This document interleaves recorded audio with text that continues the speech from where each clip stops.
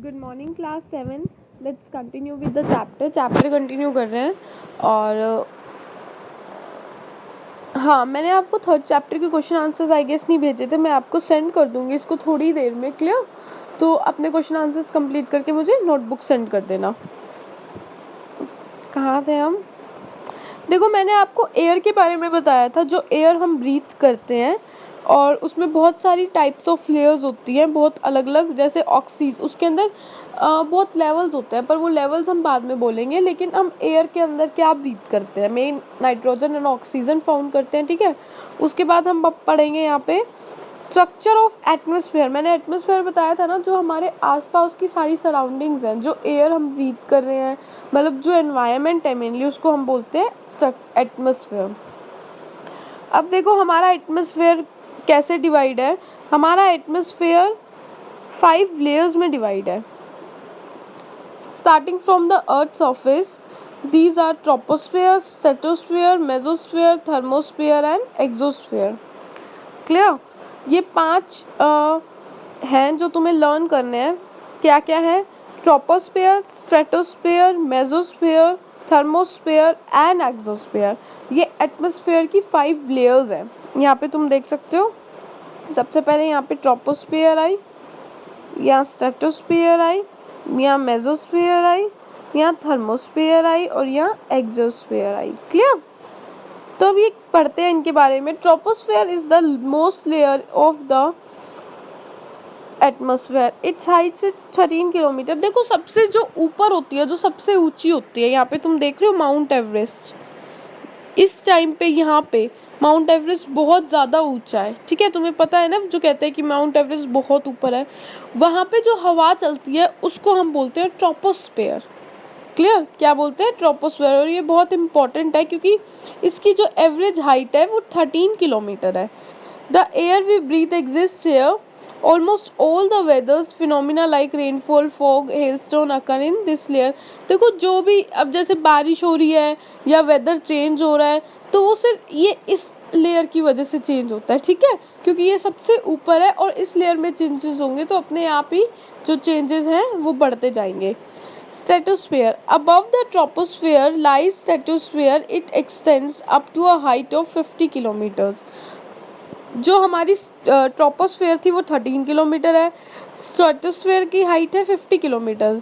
देखो, ट्रोपोस्फेयर के बाद क्या आता है? स्ट्रेटोस्फेयर, जहाँ पे एरोप्लेन्स, तुमने पता होगा ना, जहाँ पे जो एरोप्लेन्स और जिस हाइट में चलते हैं, जिस एयर में चलते हैं, उसको हम बोलते हैं stratosphere. Clear? This layer is almost free and clouds associated weather phenomena making condition most ideal for flying aeroplanes. देखो, ये सबसे बेस्ट स्टेबल एयर होती है जिसके अंदर जो एरोप्लेन्स हैं वो फ्लाई करते हैं। इस एयर में एरोप्लेन्स होते हैं, ठीक है। जब हम देखते हैं अपने सराउंडिंग्स में सारे क्लाउड्स होते हैं, इसके ऊपर एक और लेवल भी होता है जो 13 किलोमीटर्स अबव हाइट का है, उसको हम बोलते हैं ट्रोपोस्फेयर। उसके जो और जिसमें एरोप्लेन चलते हैं उसको बोलते हैं stratosphere. One important feature of stratosphere is that it contains a layer of ozone gas. देखो, सबसे इम्पॉर्टेंट फीचर ये है स्ट्रेटोस्फेयर का कि इसमें ओजोन गैस होती है। Clear? We have just learn how it protect us from the harmful effect of sunrays. ये हम देखो, तुमने ओजोन के बारे में पढ़ा होगा। जो ओजोन होती है, ओजोन लेयर, वो हमको हेल्प करती है किस चीज़ में? प्रोटेक्ट करती है। जो सन की हार्मफुल रेज आती है, अगर वो एयर में ओजोन रेज होंगी तो डायरेक्ट हमारे ऊपर सन रेज नहीं आएगी, ओजोन लेयर उसको प्रोटेक्ट कर लेगी उससे हमें, ठीक है। क्लियर? मेसोस्फेयर। अब देखो, third type of layer, this is the third layer of the atmosphere. ये थर्ड लेयर है। It lies between the stratosphere. It extends up to the height of 80 kilometres. अब इसकी हाइट, अब जैसे जैसे और लेवल्स ऊपर नीचे आते जाएंगे तो हाइट बढ़ती जाएगी। क्लियर? तो अब इसकी हाइट 80 किलोमीटर्स है। Meteorites burn up this layer on entering from this states. Clear? Thermosphere temperature rises very rapidly with increasing height. अब थर्मोस्फेयर की बात हो रही है। थर्मोस्फेयर का जो होता है टेम्परेचर बहुत जल्दी हाई हो जाता है जैसे जैसे हाइट उसकी इंक्रीज होती है। Ionosphere is a part of this layer.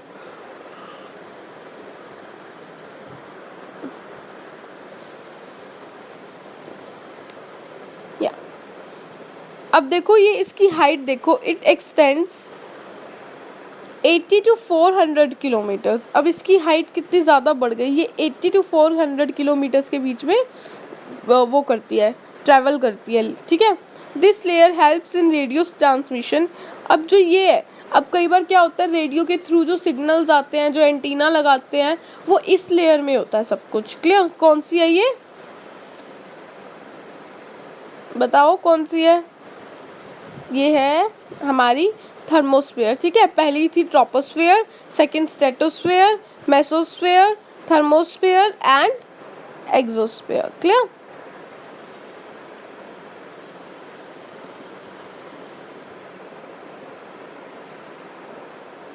In fact, the radio waves transmitted from the earth are reflected back to earth by this layer।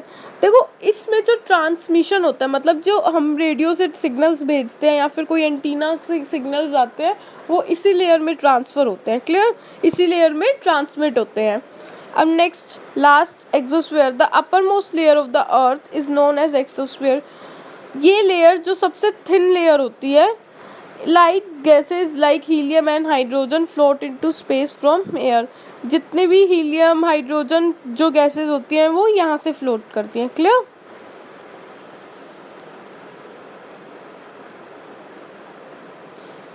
Is it going to rain today? Weather and climate. Is it going to rain today? Will it be bright and sunny today? क्या आज बारिश होगी या फिर क्या आज गर्म मौसम है या ज़्यादा डार्क मौसम है? It many times we heard this from English cricket fan speculated the fate of one day match. If we imagine our body to be a radio and mind its speaker, whether it's something that fiddles which control its knobs. देखो कई बार हम क्या, जैसे हम imagine करते हैं कि हमारी जो बॉडी है वो एक तरह की रेडियो है और जो माइंड है वो स्पीकर है। तो weather is something that fiddles with its control, तो जो वेदर ही है जो उसको कंट्रोल करता है, ठीक है। Weather is the are to are day to day condition of the atmosphere. जो वेदर होता है, जो हम कहते हैं वेदर, मौसम, आज मौसम कैसा है, वेदर जो है बहुत चीज़ों पे डिपेंड करता है और इसके ऊपर बहुत सारी चीज़ें डिपेंड करती हैं, ठीक है। Weather is the are to are day to day condition of the atmosphere. A hot और humid weather make one irritable. अब जैसे कई बार हमें क्या होता है, इरिटेट हो जाते हैं ना जब बहुत ज़्यादा गर्मी होती है ना। एट अ प्लेजेंट ब्रेसी वेदर में work cheerful and even plan for an outing. और जब कई बार मौसम अच्छा होता है, ठंडी हवा चल रही होती है, हम सोचते हैं बाहर बारिश होने वाली है, हमको लगता है कि चलो बाहर आज आउटिंग का प्लान करते हैं, क्लाउड्स है, अच्छा मौसम है, ऐसा हम करते हैं, हम चेयर अप हो जाते हैं अपने आप ही। Weather can change dramatically from day to day. Weather अपने आप चेंज हो जाता है दिन पे दिन, इवन आर टू आर, इन्हें हाफ एन आवर, कई बार हाफ एन आवर में भी चेंज हो जाता है। However, the average weather condition of a place for a longer period of time is the climate of a place. Now you understand why we have daily weather forecast. अब तुम्हें पता चलेगा कि हम फोरकास्ट कैसे कर पाते हैं उसको।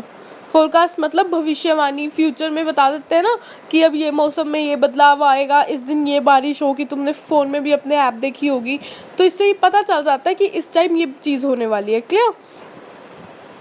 Now temperature. Temperature you feel every day is the temperature of the atmosphere. जो तुम टेम्परेचर हर वक्त फील करते हो वो टेम्परेचर है तुम्हारे पूरे टाइम का, कि इस टाइम पे ये टेम्परेचर है, वो तुम्हारे एटमॉस्फेयर का है। कि मतलब सबसे पहले स्टार्टिंग लेयर से चेंज होता होता फिर नीचे आता आता और बहुत नीचे आ जाता है। The degree of hotness and coldness is the air is known as temperature. जो डिग्री है टेम्परेचर का, हॉटनेस का एंड कोल्डनेस का, उस जो एयर में होता है उसको हम बोलते हैं टेम्परेचर, ठीक है। मतलब जो डिग्री ऑफ हॉटनेस मतलब कितना डिग्री ज़्यादा टेम्परेचर है, उससे हमें पता चलता है ना कि ज़्यादा गर्मी है या ज़्यादा सर्दी है। तो वो जो एयर में प्रेजेंट होता है, जितना डिग्री एयर में प्रेजेंट होता है हॉटनेस या कोल्डनेस, उसके अकॉर्डिंग हमें पता चलता है, उसका होता है मतलब temperature. Clear? The temperature of the atmosphere changes not only between day and night but also from season two season. देखो जो टेम्परेचर होता है वो सिर्फ दिन और रात का नहीं चेंज होगा। तुम हमेशा देखोगे कि दिन में दोपहर में जब धूप होती है तो उस टाइम पे अलग टेम्परेचर होता है, क्योंकि उस टाइम ज़्यादा होता है, तो उस टाइम ज़्यादा गर्मी होती है तो ज़्यादा टेम्परेचर।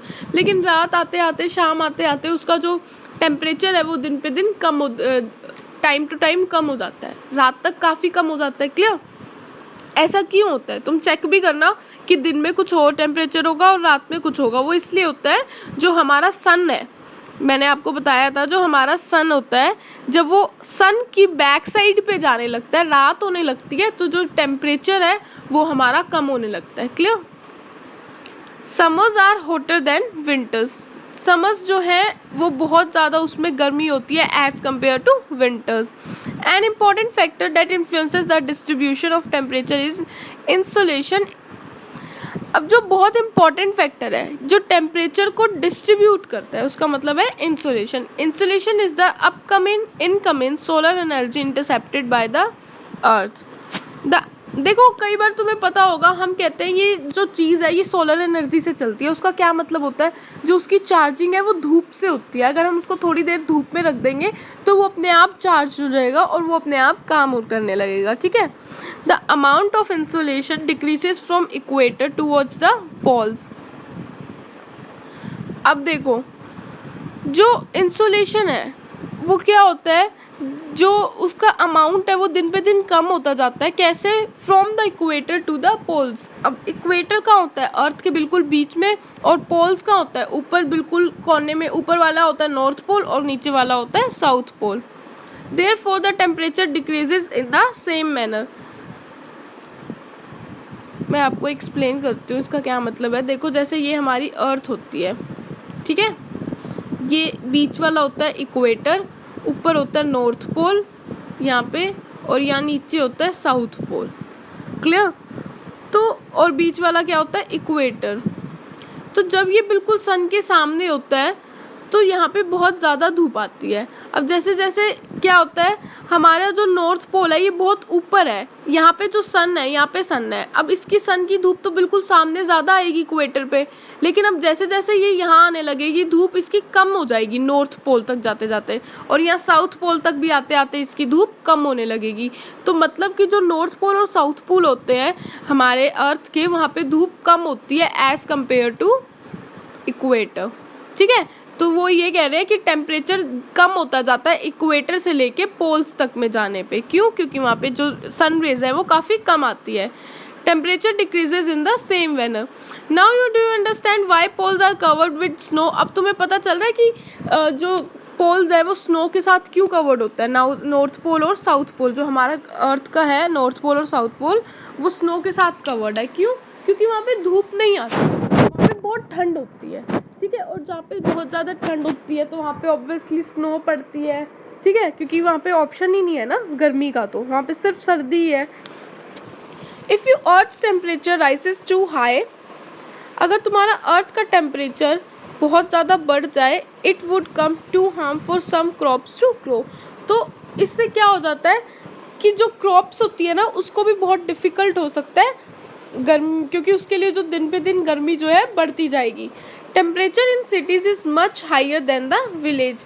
जो टेम्परेचर होता है सिटीज़ में वो विलेजेस से ज़्यादा हाई होता है। The concrete and metal in building and result of roads get heated up during the day, this heat is release during the night. देखो ऐसा क्यों है कि विलेजेस से ज़्यादा शहरों में गर्मी होती है ज़्यादा, वो इसलिए क्योंकि यहाँ पे जो रोड्स हैं, जो बिल्डिंग्स हैं, जो उसमें मेटल्स यूज्ड हैं, वो सनरेज के कारण एकदम से बहुत ज़्यादा हीट अप हो जाते हैं। ठीक है? अब विलेजेस में तो होते हैं मिट्टी के घर, ठीक है, ईंटों के। अब उसमें क्या होता है, बहुत ज़्यादा हीट नहीं पड़ती क्योंकि उसमें कोई ऐसा मेटल ही नहीं है, वो मिट्टी इतनी ज़्यादा गर्म नहीं होती, लोग उसके ऊपर पानी डालते रहते हैं तो वो और भी ठंडी होती जाती है। ठीक है?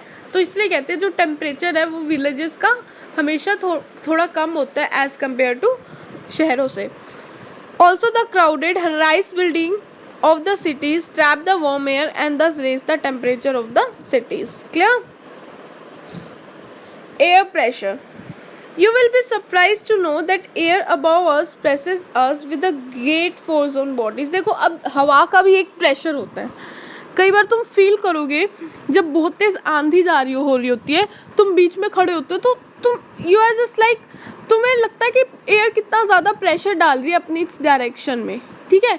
कई बार एयर अपनी आगे वाली डायरेक्शन, अब जैसे हम देखते हैं कि बहुत सारी चीज़ें उड़ती हुई जा रही हैं, अगर जो बहुत लाइट है, हमारे अंदर तो बहुत वेट है, हम ऑब्वियसली उड़ नहीं सकते पर हम फील कर सकते हैं। पर जो बहुत लाइट चीज़ें हैं जैसे प्लास्टिक बॉक्स या कोई बॉटल्स, अगर आंधी आ रही होगी तो वो चीज़ें उड़ जाएंगी। मिट्टी उड़ती है, वो क्यों उड़ती है? क्योंकि उस वक्त प्रेशर बच जाता है एयर का। क्लियर? एयर अपना जो है फोर्स लगाती है, however we don't even feel it. This is because the air presses us from all the direction and body exerts a counter pressure. Air pressure is defined as the pressure exerted by the weight on air of the earth surface. देखो अब हम air pressure को कैसे define कर सकते हैं? Pressure जो हवा का जो वेट है वो लगाता है किस पे? अर्थ सरफेस पे। As we go up the layers of atmosphere the pressure falls rapidly. देखो जैसे अगर हम बात करते हैं एटमॉस्फेयर में, जैसे जैसे हम ऊपर जाते जाएंगे वैसे जो प्रेशर है उसका धीरे धीरे कम होता जाएगा। Clear? The air pressure is highest at sea level and decreases with height. देखो सी लेवल जो होता है वहाँ पे जो एयर का प्रेशर होता है वो सबसे ज़्यादा वहाँ पे हाई होता है और बहुत कम हाइट पे होता है, मतलब सी के जस्ट अबव बहुत ज़्यादा एयर का प्रेशर होता है। Horizontally, the distribution of air pressure is influenced by temperature of air at a given place. In areas where temperature is high, the air gets heated and rises.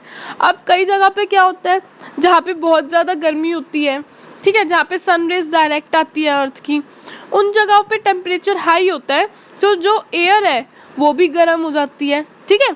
तो जब air गर्म हो जाती है तो वो धीरे धीरे उसका जो वो उसकी जो हाइट है वो भी ऊपर हो जाती है, ठीक है।